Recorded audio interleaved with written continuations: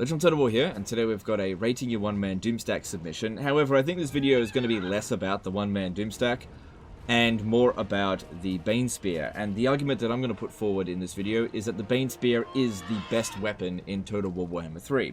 So we're going up against the vampire accounts. We've got 4 full stacks coming at us here. We're actually the attacker. It's going to be on very hard battle difficulty. This guy here has got good number of traits. It doesn't look like it's been trait managed, but I'll showcase it at the end and you guys can judge for yourself. He's got good traits and bad traits. He's got the Bane Spear, Trickster's Helm, which I think is better than the Helm of Destiny when dealing with magical attacks because physical resistance is bypassed and you get extra melee defense on the Trickster's Helm. Got Talisman of Preservation and the Crown of Everlasting Conquest. Now, because he's going up against Vampire Endgame Crisis, it was technically possible for him to get Isabella's trait, but I don't think he wiped out you have to wipe out Sylvania before the Endgame Crisis triggers in order for Isabella to come back as Lord. Anyway, let's jump into the battle here and showcase how good the Bane Spear is. So yeah, this guy's a good fighter. We've pretty much covered, at this point, every Demon Prince. You know, we did the Undivided one. I think we did a Slanesh one. I can't remember, though. Definitely did a Nurgle one recently. I think it's the same guy that sent in the Nurgle Demon Prince. I think with the Cinch one, that was actually part of a disaster battle, but whatever the case was, I still covered it. Funny how we haven't actually done the main Demon Prince, because he's just not a good one-man Doomstack, because you can't equip regular equipment. Demon Prince! I can't think of any other Demon Princes that there would be that for us to cover. But anyway, I do also want to say thanks to everyone that's subscribed over the past few days. There's been a huge influx of subscriptions. We're well on track to hit the goal of 455k subs by the end of December, so that we can get a This Is Total War campaign on the 24-hour charity stream. If you're on the fence about whether or not to subscribe, that's okay. You absolutely don't have to, no pressure. But just going forward, the videos, if you're enjoying the videos and you're worried if I'm going to have like some sort of negative Nancy bloody rant or anything like that, seems unlikely because videos don't bum me out the same way that that live streams did. Videos are actually a very stable way to make content, and I have no intention whatsoever of ever stopping making videos. So if you're on the fence being like, oh, I don't know about this guy, he's unstable, honestly, things are improving drastically, even though I've only stopped streaming like 2 days ago. And in fact, the channel's starting to, recover a little bit. The streams are really hurting. So yeah, if you're enjoying it and you're like, you want to see more, hit that subscribe button if you want. It's up to you, no pressure. It's not like it costs money or anything. It doesn't. Okay. But yeah, if you do subscribe, I greatly appreciate it, so thank you. And if you don't, no worries. Still appreciate you anyway. Just, I appreciate the subscriptions more. Alright, let's get on to the actual battle. So what we're going to do here is just try to focus on taking out all the flying units first. Yeah, see, I did tell them to take out the Terrorgeist, but this is what happens in Total War Warhammer. Units can get distracted when fighting multiple units, and they sometimes will forget what you told them to attack. Which can be very frustrating when you're telling them to attack a dangerous unit. And they're really close to finishing it, and then they attack a bat or something. Okay.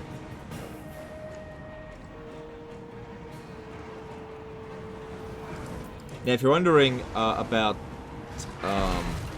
how is he staying flying without leadership penalties, the Bane Spear gives us Unbreakable. So you don't need the Sword of Khaine, and you don't need Godric's Defeat trait. Now, another thing as well is how do you get the Bane Spear? Well, at least currently, unfortunately, the only character that can get it is Valkyria. As in, she's the only one that can pick it up. This is in the Legion of the Gore Queen, which is the faction that we're playing. And you get that through a Eye of the Gods dilemma. Now, there's no guarantee that you'll pick it up in any particular campaign. It could be 100 turns, 300 turns into it, and you may just get unlucky and not pick it up. Or it could show up on the first one.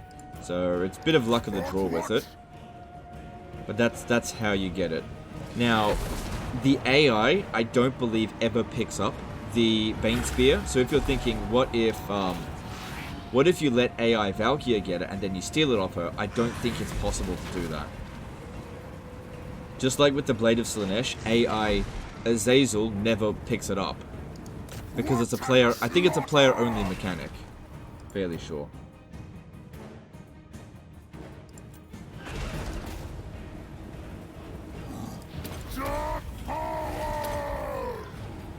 So yeah, what we're doing here, just basically utilizing the one-man Doomstack for the most part, by taking out all these single entities. He's doing a great job. You know, just addressing, I guess, the trait lines as well. I did go and have a look at it. It didn't look like it had been trait managed. I think we do have to mention that every single video, because ever since we had like a string of like super cheated one-man Doomstacks, we've got to be kind of diligent about it. Now, you're always going to get like one or two people that'll be like, what? There's 2 good defeat traits in there. They cheated! That's always going to happen, right? But I think you got to give some sort of reasonable doubt. Like, it's not difficult to get all 3 physical resistance traits as Warriors of Chaos because of your ability to sort of move around the map fairly easily. So getting Sigvald, Archaon's, and Wurzag's defeat trait in one campaign with one character is not that difficult to believe. And what you could be doing is recruiting a Lord when you're just about to get that defeat trait, and then you disband them so they don't get other bad traits. Now, having a look at this guy's trait line, he doesn't have that many defeat traits, but he's got all the good ones. He's also got a bunch of bad ones in there, so, you know, if you're using the trait manager, you could have easily gotten rid of quite a few of them, like Man's Bane, which is, you know, defeated the Empire like a dozen times. That's fairly useless. Keep moving. But he didn't do that. But like I said, you're always going to have some people that are just going to call foul play every single time, and I just want to address that. Alright, so a nice big blob over here. Now, I think the reason that a blob has formed here is because the AI can't issue any orders with the Graveguard, apart from a move order. There's no one for them to attack, and so when they come in, they just stay at the default location and then don't do anything. Now, let's have a look at the damage here. And remember, the point of this video here is less about the one-man Doomstack, even though that's how it was submitted, but more about the Bane Spear. So we're at 77,000 damage. We'll pop this down on how many Graveguard is that? 6. The spell is cast.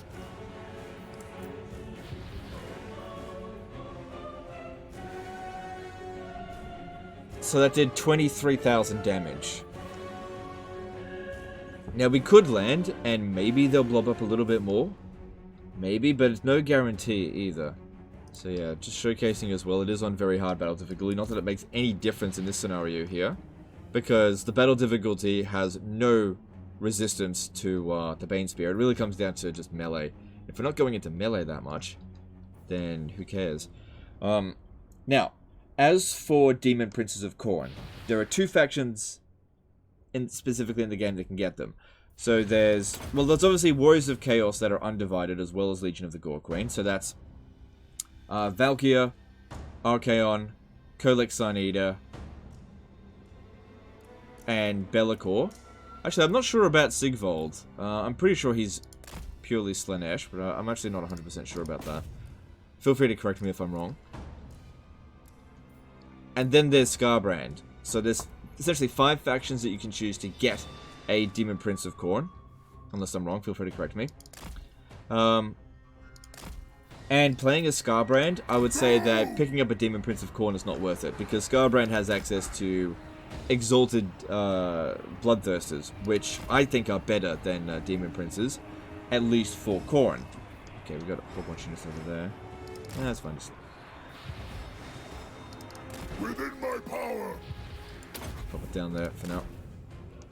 Now, as for the Warriors of Chaos, if you're playing an undivided faction, so anyone except for Valkyria, I would say that the Khorne Demon Prince isn't worth it, because they're not a spellcaster, they don't really have a great stat line in terms of boosting their army. They're just individually really good fighters, and also they're the only ones that aren't spellcasters. So if you're going undivided, I'd pick anything other than Khorne. But if you are playing as Valkyria, I think it is worth it, because your other option is Mortal Lords. Mortal Melee Lords as well, so not even spellcasters, and they're on foot. And Flying Lords oftentimes have way more advantages in the battle than characters that are on foot.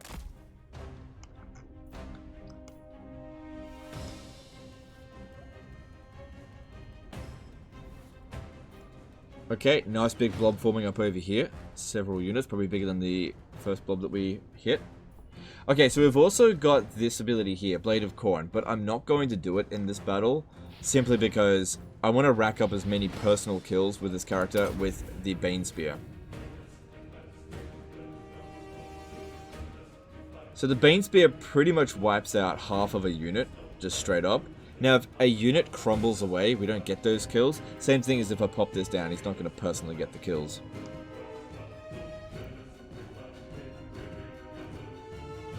Now, the advantages of the Bane Spear over the Sword of Khaine. Let's talk about that for a bit. Now, the Sword of Khaine obviously provides a lot of ward save, and that's usually what makes the make or break for the one-man Doom stacks. Now, in campaign, I don't actually value one-man Doom stacks. They're vanity projects, right? They're not something that you should do to be optimal in this campaign, in this game. So I want to get that out of the way. I think there's a bit of a misconception that using a single lord and just running around with that is the optimal way to play. It is not. Okay, you should build an army. What I mean by vanity project is that people get so comfortable in their campaigns that they go on a trait farming expedition, essentially, and make a character so strong that they don't need an army anymore. But it's usually more effort than it's really worth. Usually because the AI in this game doesn't put up enough of a fight for this to really be necessary. You'd just be better off just taking them out in terms of just pure conquest. But, like I said, if that's something that you want to do, it becomes a vanity project. There is absolutely nothing wrong with that. But it's not something that you absolutely need to do in your campaigns on Legendary difficulty or any other difficulty. Alright, so 1,000 kills. We've barely taken any damage. There's still quite a few flying units still to come in, I think. Yeah, still a few there. And reinforcement sort of bot over there. Yep, one more terror guys to come. The Bane Spear is not going to be particularly good against corpse guards. Or just any single entities. But because this guy here is so good in melee combat against single entities, you use the Bane Spear to take out infantry, and then you just have him kill the single entities by himself. Okay, we need to try to get a blob going on. So what I'm going to do here is land on this Cairn Wraith, and then it should get them to reshuffle.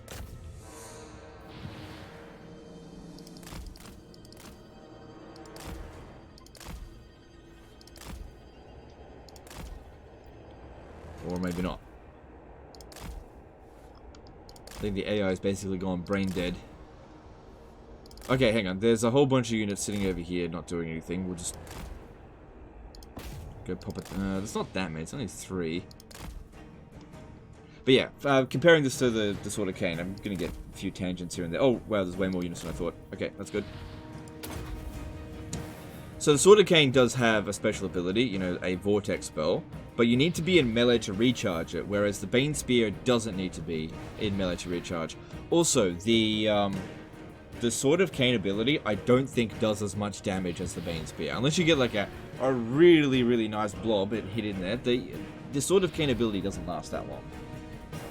Whereas this one doing direct damage, if you've hit them for the full amount. They can't dodge it.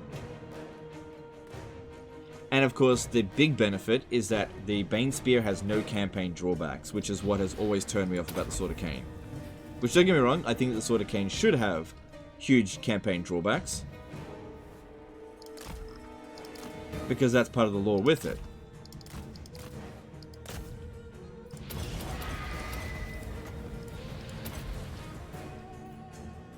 That being said, I don't think there is any lore about the Bane Spear. I think they just made it up in Game 3. But feel free to correct me if I'm wrong about that. Okay, we got a whole bunch of units coming in this way.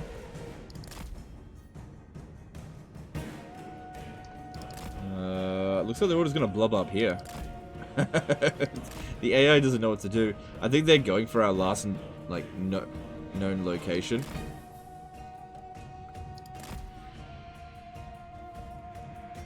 Oh god. Yeah, I'll just let them do this.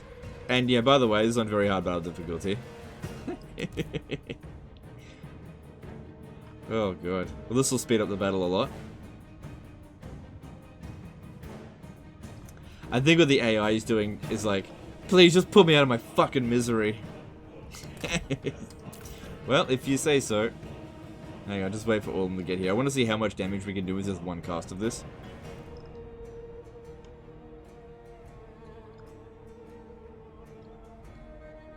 Yeah, the AI just wants to be put out of its misery.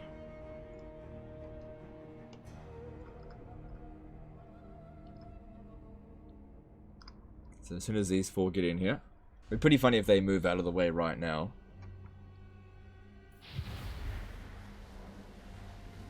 Just wait, and okay, we're at 286,000 damage going on. Holy shit.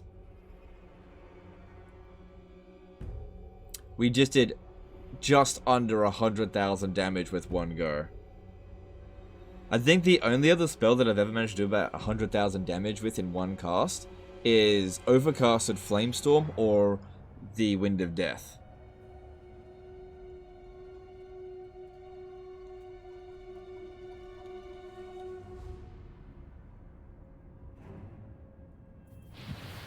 And they're still willing to do another round of it.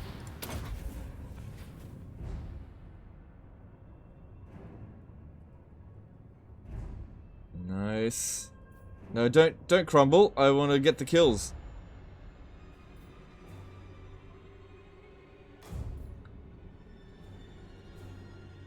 Any more coming in?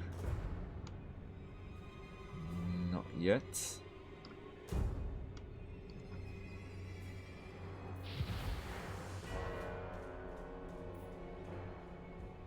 Is there anything dangerous coming in from there?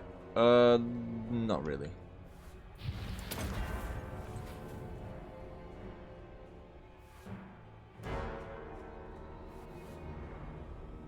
Jeez, 500,000 damage. Okay, now they're reshuffling again.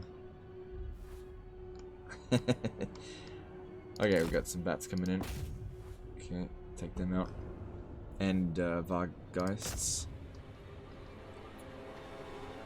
So yeah, unfortunately this weapon does seem to be only available for Legion of the Gourd Queen at the moment. I know that Scarbrad can get the chain sword, but I don't know about the others. Because yeah, obviously if you play the Realms of Chaos campaign, you can get the Bane Spear with any of the factions that are available in the Realms of Chaos. Actually, except for the Warriors of Chaos, funnily enough, because they can't go into the Realms of Chaos because they're too busy going for Zanbaijin. But that being said, I really don't see the point in specifically playing the Realm of Chaos campaign just to get the Bane Spear, because you can't import it into a different campaign. You can import your characters from the Realm of Chaos into Immortal Empires, but none of the equipment will come with it.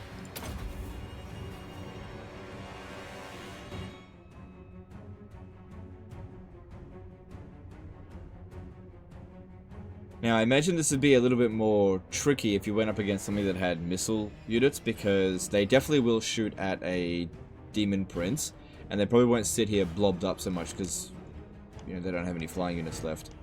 So, for example, if we went up against dwarves and they had, like, loads of Thunderers, this would be a bit of a problem. Not to say that it would be impossible to win, but it definitely wouldn't be as easy as Vampire Counts.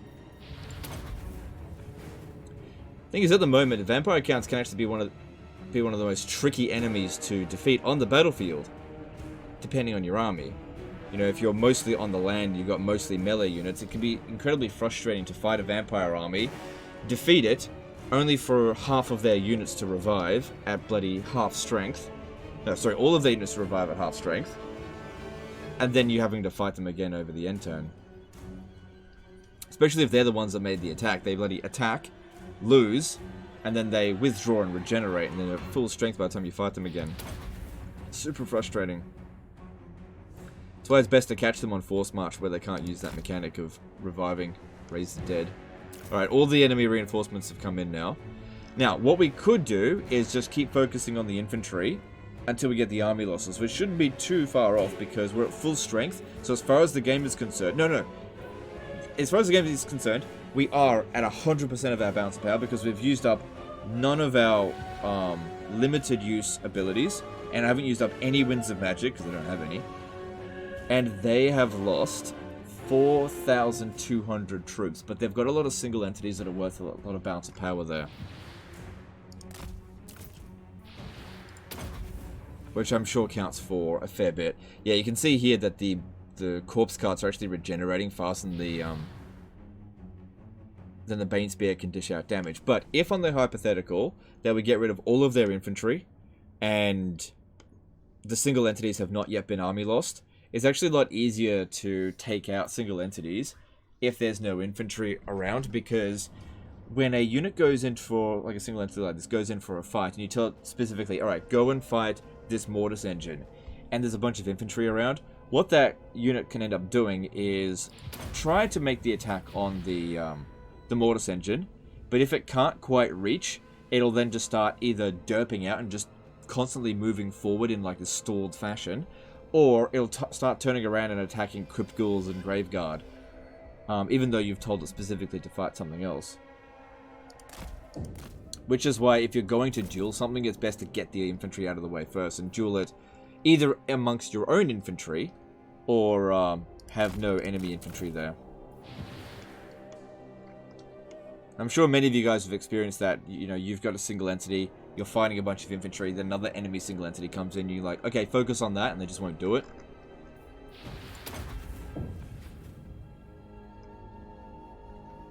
Okay, we need to try to get a bit of a blob going, so let's land over here, see if they'll do it. It just helps speed things up a bit.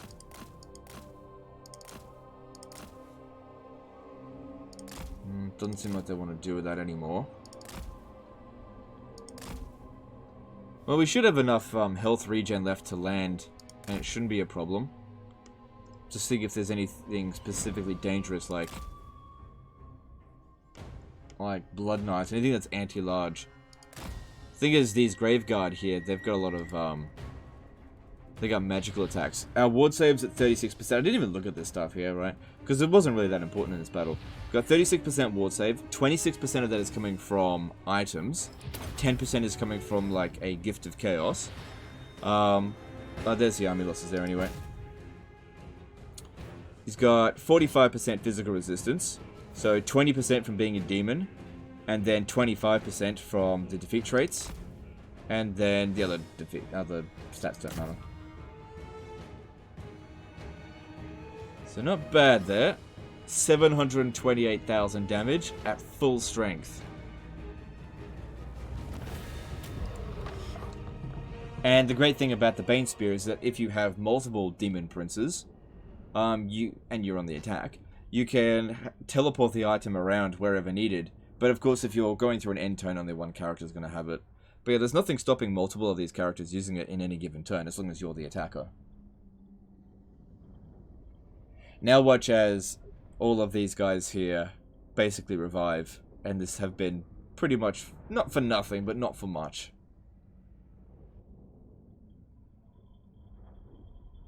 Also, I'm fairly sure they've capped the amount of experience that you can gain at 10,000, which doesn't matter for this guy because he's rank 50. But we'll see, because this is... yeah, it doesn't even show experience. 37,000 from loot. And yeah, quite a lot of them revived, which is a pain in the ass. I think every single one of the lords revived, yeah. That is such a pain in the ass. Consume them, master. Demon Prince. But yeah, if we went up against the dwarfs here, I definitely think he could handle it, because it's not as many armies, but I think it would be a bit more of a struggle. Look at all these heroes in here. I think Isabella might be in there, but it's really hard to say. I can't see Isabella around here, because it is an endgame crisis. I veto this. I refuse. But I think in order to, oh, hang on. The endgame crisis looked like it was wiped out, so Isabella should be here as a lord. You're overruled. Because I've seen it before. But it doesn't look like she's there at the moment. Oh well. Okay, so looking at the skill line. So where are you getting all that ward save from? You get a bunch from this, but you have to be in melee to get that up to 20%. So that the Bane Spear really helps with getting that, since it's triggered by a lot of kills. And then Path to Glory with the Boons of Chaos. There's additional ward save, hit points, melee defense. There's that Burning Rage, which we didn't use. Lots of weapon strength there. Now, the trait line here. Gone with Opened Eyes as a trait. That's garbage. That's basically new knowledgeable, which is trash. Allows you to level up the character quicker, but Unearthly Reflexes or Scaled Skin would have been better. You can see here, he does have the required traits, but it's mixed in amongst them all, and you can see that there's useless traits in here among good traits. But I think it's got all the good ones. The main ones here to get. It's got Sword Smiter, that's good for melee defense. Alright, Great Green Killer, that's for physical resistance. Doomslayer, physical resistance, and we saw up here, Pride Assassin, that's the 3 you need. Did he get... Yeah, there it is, Deep Cleaner. Those are the other ones you really need. And you can also kind of tell that he got all of these traits here before he became a Demon Prince. This was the point where he became a Demon Prince here, because that's what you get when you ascend. So, got all of those before hitting rank 20 or 30, and then got all of these ones afterwards. So that's how I can sort of determine that gameplay was actually achieved in order to get these traits rather than Trait Manager. Whereas Trait Manager, you just end up with no bad traits and like every single one of them just being good, all in a line with no bad ones in between. But there's no way to know for certain. I mean, with some people, they'll look and they'll see more than 10 traits and they'll be like, Trait Manager, not legit. And that's fine. But this looks legit to me. I've seen people being able to do this. It looks like they've got a bit more than 10 defeat traits, but I'm not going to bother counting it right now. But that's fine. There's some good ones in there, some ones that weren't important. Overall, as a one-man Doomstack, I think that the Demon Prince of Khorne is not a great choice. But the Bane Spear gives it an edge, because there are so few characters that can actually equip the Bane Spear, just because it's limited to, what's it called? Legion of the Gore Queen, that the Demon Prince is the ideal one to do it with, apart from Valkyr. Now, I maintain that I think that the Bane Spear is actually the strongest weapon in the game, despite the fact it doesn't provide any ward save. The Bane Spear ability is just super deadly, able to take out mass amounts of infantry really easily, doesn't cost anything, recharges without having to be in melee, so you can keep using it over and over again. Very powerful weapon, and with no downsides to it as well, which gives it an edge over the Sword of Khaine. However, some people will argue Sword of Khaine is better. It just depends on the situation, I suppose. No weapon or no character is going to be the best in every single scenario, except for maybe Malice. But yeah, that's what I think for this one. So in terms of rating it, I think it's probably like an 8 out of 10, one-man Doomstack. Not much more he could have done to make it better. It's just he's super vulnerable to missiles and went up against an enemy that didn't have any missile units. So I think that 2 armies of dwarfs, while we could beat it, would be a little bit more difficult than the vampires there, because really, once we took out all the flying units, they just couldn't do anything else to us.